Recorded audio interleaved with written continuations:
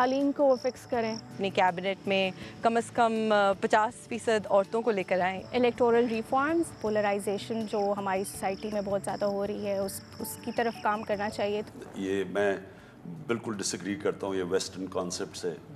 जो फेमिनिज्म की मूवमेंट चली उसने माँ के रोल को डिग्रेड कर दिया।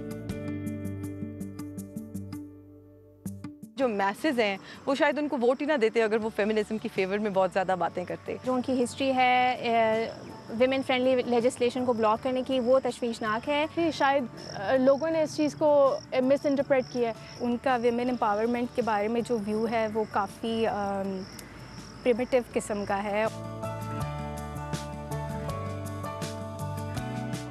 कोई ऐसा प्रोफेशन ना रहे जिसमें कि ख़वातीन का आना अच्छा ना समझा जाए। डायरेक्शन सही हो जाएगी सोसाइटी की towards equal rights and equal opportunities. उनको प्रमोट करना पड़ेगा औरतों के हकूक़ को। औरतों की ज़िंदगी को बहुत ज़्यादा नहीं बदलेगी एकदम से नए पाकिस्तान में, क्योंकि प्राइम मिनिस्टर तो हमारे चेंज हो गए पर हमारी 20 करोड़ आवाम वैसी की वैसी है।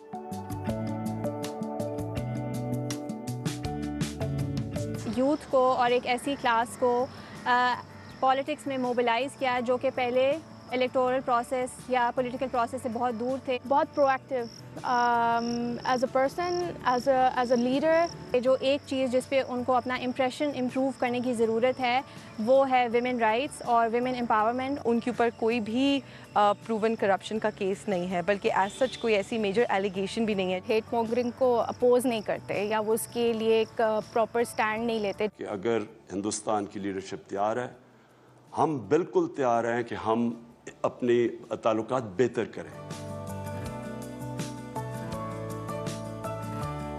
इंडिया के साथ रिलेशंस एक बहुत ट्रिकी प्रोसेस है, बट आई थिंक कि उसका पहला स्टेप इमरान खान ने अपनी पहली इनॉग्रेटल स्पीच में लिया है। मुझे नहीं लगता कि वो उनके पास इतनी लेवरेज है कि वो इस चीज़ को नॉर्मलाइज करें। प्राइम मिनिस्टर हमारा बदला है, उनके हाथों नहीं कोई ऐसी चेंज आई अभी तक।